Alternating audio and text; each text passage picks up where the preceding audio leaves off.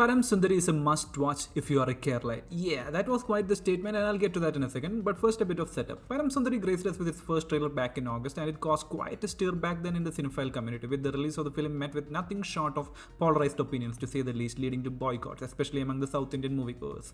Now that the dust has settled and the film has finally come out online, I mean it's available for purchase on Amazon Prime with the free release by the end of the month, let's take a look back at the controversy and see if Param Sundari is a crime against Kerala or just dumb.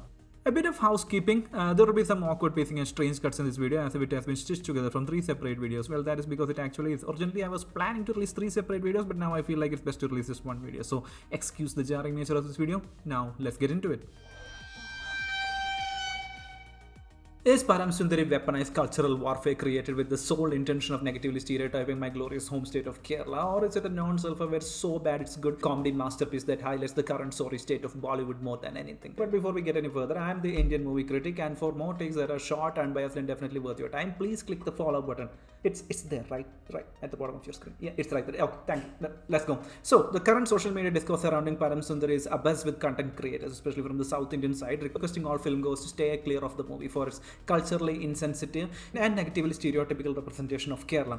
And me as a Keralite, I'm telling you the exact opposite. Don't get me wrong, all these critics are absolutely right. It's a completely atrocious depiction of Kerala, but it's so over the top and stupendously ridiculous in its tactlessness that it ends up being one of the most outrageously comedic Bollywood films I have seen in a very long time, even if the filmmakers didn't intend it to be. And to be clear, this depiction of Kerala is not some politically charged, intentionally malicious, calculated effort to misrepresent Kerala. No, it's more of a impressively lazy, borderline childish, downright stupid and exceptionally retarded minimum effort view of Kerala. My point being, as they say, never attribute to malice what can be attributed to stupidity. That being said, every single negative stereotype you can think of Kerala is present and exaggerated to a monumental proportion. For starters, apparently we Keralites are obsessed with coconuts to the point that everything in our lives has to do something with coconuts in some way, shape or form. You need directions, take left from the 6th coconut tree down the road. Feeling angry? Go climb a coconut tree. Not enough range on your phone? Go climb a coconut tree. Need to get to the balcony but the entrance is blocked by goons? Go climb the coconut tree. Want to impress the Kerala girl? You guessed it, wear a munde and then go climb the coconut tree. There is so much more amusingly incorrect in this representation of Kerala culture involving Onam, marriages, Kathakali, potteries and so on. But really, the singular most entertaining part of the movie are the Bollywood actors cast as Keralites trying and failing to speak Malayalam, especially the lead Janvi Kapoor playing Sundari, the heroine who, bless her soul,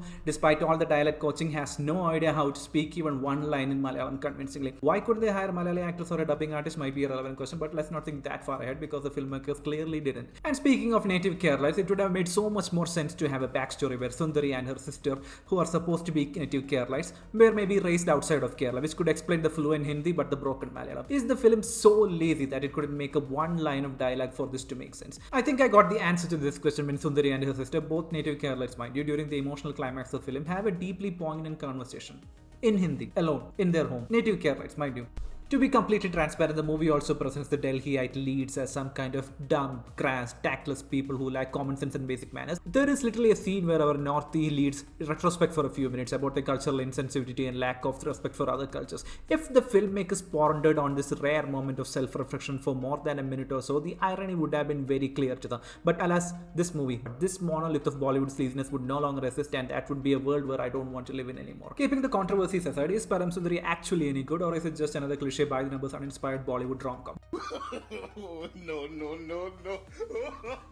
Param Sundari would definitely not be my cup of tea, as it feels like just another unoriginal run-of-the-mill rom-com churned out by the data-driven analytics-based numbers machine that Bollywood has currently become. And I'm not saying it's a horrible movie like most critics have, or that any of the elements that make up the movie are objectively bad by any metric. It's just that it's just your usual, safe, comfy Bollywood rom-com with pretty people, comedic sidekicks, slapstick humor, masala songs and a recycled plot with overused story cliches, but with occasional flashes of brilliance and stupidity every now and then, just to remind you that at least parts of the movie are not AI generated. Take for instance the characters and the performances. Now I'm not going to sit here and say that Janvi Kapoor is horrible in this movie, because she's not. She's pretty okay when it comes to the emotional sequences, and also it helps that she is easy on the eyes. Now I will not be going into how horrible her Malayalam is, because that is something we have already tackled. But why are every other Malayali characters played by Hindi actors? I want to start with the sister character, but just recollecting her contributions made me audibly sad, purely because of a cringy Gen Z slang laden dialogue, YOLO, swag, cooking, aura. It's so obnoxious that my brain has erased all of it from my memory. Worst part is I don't think she's even Gen Z, or half those words are even Gen Z words. You know what? At least she doesn't have any lines in Malayalam. Then there is Venu, the de facto antagonist of the movie, again supposed to be a native Kerala. But unlike the sister, he has actual lines in the movie and he is delivering it much worse than Janvi Kapoor. Why can't he be played by an actual Malayalam actor? I have no idea. So who's next? Completely forgot. Siddharth Malhotra, the actual lead of the movie. His acting is hard out, maybe a bit too much. His performance feels like a bad facsimile of a younger Shah Rukh Khan, to the point that it feels like a borderline parody, like one of those reels of Hindi movies you see dubbed on Insta. Okay, now who else? This is a strange one, and this is for my lefties and liberals out there. So there are like total 3 female characters in this movie who have any screen time. First being Sundari, the lead Keralite, who falls for the North guy. Second being another Keralite, Parvati, who again falls for Jaggi, the North guy. Third is Jinsi, another Keralite who is head over heels for our North lead, trying to pork him at every opportunity. Make of that what you will. While we are on the topic of female representation, while me as a red-blooded straight man have no problem with female objectification, I find it really weird that all of Janvi Kapoor's costumes, even for her traditional ceremonies, are overly sexualized for some reason. And while we are on the topic of costumes, I have to say, despite the hypersexualization, they are done really well. Same can't be said about the other aspects of production design, like the lighting, the color grading, the cinematography, or the sound design. They are all serviceable and follow the same pattern of being mostly lazy and uninspired, but have occasional flashes of brilliance, especially when it comes to epic shots featuring Kerala as a backdrop. So this video has been going for too long as it is, so let me just conclude by saying this. While I do stand by my original view that this film is cliche, lazy, and unoriginal, I could still sense the fact that most people in the theater were having a good time. Hell, even I was moderately invested to see how this whole thing will end, despite all the cliches. Cliches work for a reason, and you don't need to have originality or creative writing to have a good experience if you're in the mood for it. So if you are in the mood for a safe, run-of-the-mill, feel-good romantic drama, go ahead and watch this movie. You have my blessings. Oh God, please, no! No! The premise of Param Sundari is so patently ridiculous that even the filmmakers decided to keep it away from the trailers. It is outrageously stupid, hilariously absurd, and atrociously half-baked, and despite all of that, it was profoundly philosophical at the same time. How is that even possible? But before we get any further, I am the Indian movie critic, and for more takes that are definitely worth your time, please click the follow or sub button. I am no longer asking. Get this. Param is a startup founder using his dad's money for funding, and he's visited by an app developer looking for investment, who has created an app which apparently uses AI to find out your true soulmate, whoever or wherever they might be. How, you might ask? The power of AI. That's how. You can imagine Param matches with Sundari and he decides to visit Kerala with his friend Jugu to see if the app is working as intended. It is later revealed that the sister uploaded Sundari's profile to the app to cure her sadness following their parents' death. The app, which is not even out yet. Even the filmmakers don't seem to be completely sold on the premise, as Param himself treats this as some kind of secret and visits Sundari on the lie of using her vacation home instead of just saying, hey, we matched on this app. Param obviously instantaneously falls for her, and what follows is a series of typical Bollywood cliches. I mean, cutesy rom-com sequences where Param tries to woo her. Of course, the halfway twist is that Sundari already has her marriage fixed to Venu, the perfect, ideal, successful, stable Kerala man, and what proceeds in the second half is another set of attempts by Params to woo Sundari, but this time by partaking in what is supposed to be a celebration of Kerala culture as per the filmmakers, in which Param, the North guy, somehow comes up on top as the hero. Sundari slowly starts falling for Param as well, and then comes the final twist when Param's dad, channeling young Anil Kapoor energy of all things, comes to Kerala to reveal that the AI app was indeed a scam. The dev had fled with the investment, and Sundari was not his soulmate per se. Oh no, the AI is being used to scam people. What a shock. Param in an emotional sequence reveals all of this to Sundari, and that it was the app who chose her for him, but despite it being wrong, he is still in love with her. Now, despite all the absurdity and the cliches so far, that particular moment stuck with me. Like, if an AI app suggests that we are truly someone's soulmate, would we believe it? Clearly the app was wrong, but Param still fell for her, assuming she's his soulmate.